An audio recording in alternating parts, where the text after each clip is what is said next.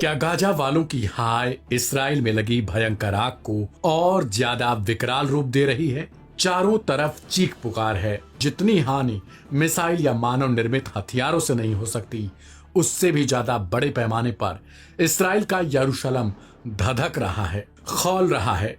तापमान में दिन पर दिन बढ़ोतरी हो रही है। न्यूज चैनल जो कल तक गाजा की खबरें दिया करते थे, वो अब अपना स्टूडियो और ब्रॉडकास्ट बंद कर रहे हैं। इसराइल से अब मदद की गुहार लगाई जाने लगी है। जी हाँ, प्रधानमंत्री बेंजामिन नेतन्याहू ने इसे लेकर इमरजेंसी तक की घोषणा कर दी है। सोशल मीडिया पर लोग इसे गाजा के लोगों की हाय बताते रहे हैं। ऐसे में समझिए कि इसराइल में सदी की सबसे भयावह आग ने हाहाकार कैसे मचा दिया। जंगल की लपटें यरूशलेम और तेल अवीव को काले धुएं में ढक रही हैं। इसराइल जहां इस समय हर दिशा में सिर्फ आग ही आग दिखाई दे रही है, जंगलों में लगी लपटें आसमान छूने को आमादा हैं और तेज हवाएं इस आग को और विकराल रूप दे रही हैं। तेल अवीव को यरूशलेम से जोड़ने वाला मुख्य हाईवे पूरी तरीके से बंद कर दिया गया। आग की भयावहता का अंदाजा इसी से लगाया जा सकता है।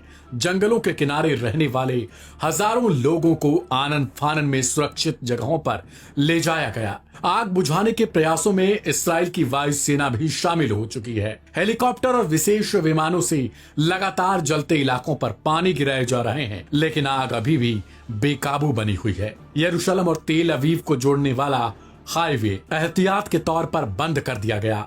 रिहायशी इलाकों को खाली कराया गया और सेना के हेलीकॉप्टर लगातार पानी गिरा रहे हैं। आग अब खेतों और ग्रामीण इलाकों की ओर बढ़ चली है, जिससे फसलों को भारी तौर पर नुकसान की आशंका है। देश के प्रमुख टीवी चैनल 12 को शहर से बाहर स्थित अपने स्टूडियो से प्रसारण रोकना पड़ा। इतना ही नहीं, इसराइल का 77वां स्वतंत्रता दिवस भी इस आग की चपेट में आ गया। राष्ट्रव्यापी समारोह को रद्द कर दिया गया और टेलीविजन पर सिर्फ एक रिकॉर्डेड कार्यक्रम दिखाया गया। इसराइल की आग बुझाने के लिए France, Romania, Croatia, Italy, Greece, Ukraine और स्पेन समेत कई मुल्क हेलीकॉप्टर और दीगर मदद भेज रहे हैं। इसराइल अपने मुल्क के इतिहास की सबसे भयानक तबाही को अपनी आंखों से देख रहा है। एक्सपर्ट्स मानते हैं कि तकनीकी तौर पर काफी स्ट्रांग माने जाने वाला इसराइल, जिसने गाजा में 18 महीने से ज्यादा समय तक अपनी आक्रामकता जारी रखी, उसे फिलहाल आग बुझाने के लिए दूसरे देशों का मुंह देखना पड़ रहा है। फिलहाल इसराइल में अफरा तफरी का खौफ भरा माहौल है। प्रधानमंत्री बेंजामिन नेतन्याहू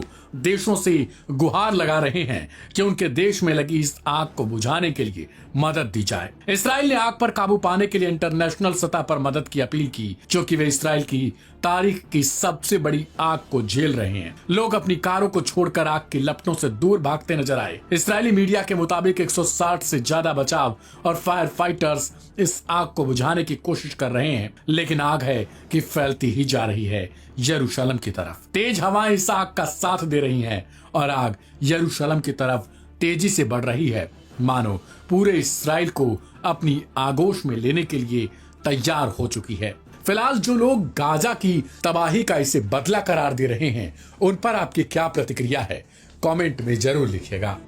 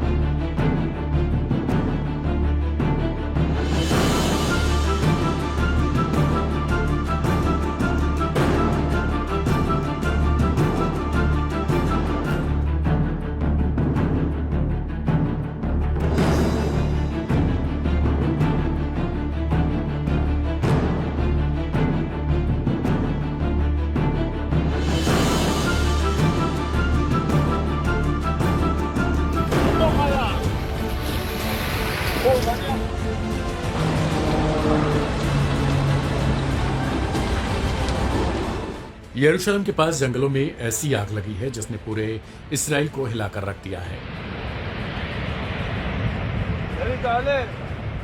हजारों लोग अपने घर छोड़ने पर मजबूर हो चुके हैं। सड़कों पर आग की लपटें हैं और आसमान धुएं से भर चुका है। क्या ये इसराइल के इतिहास की सबसे बड़ी आग है? और क्या ये यरूशलेम शहर तक पहुंच सकती है?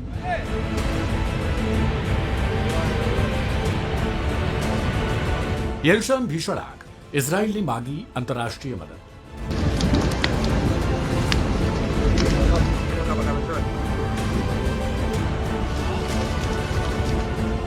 ये भयावह आग यरूशलेम के बाहरी जंगलों में लगी और वो भी इस्राएल के शहीद सैनिकों के स्मृति दिवस पर।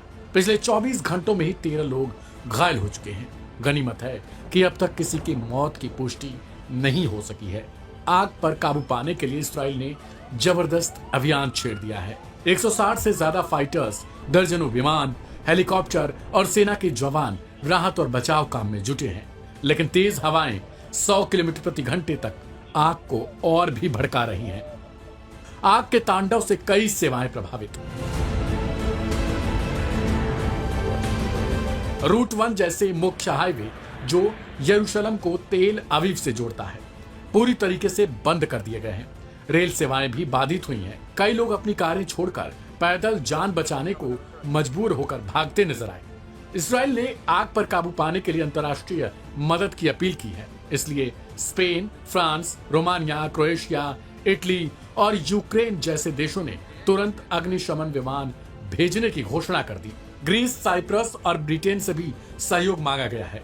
प्रधानमंत्री बेंजामिन नेतन्याहू ने चेतावनी दी है कि आग यरूशलेम शहर तक पहुंच सकती है। उन्होंने कहा, पश्चिमी हवाएं आग को शहर की ओर धकेल सकती हैं। यही कारण है कि स्वतंत्रता दिवस के सार्वजनिक समारोह कार्यक्रम को भी रद्द कर दिया गया है।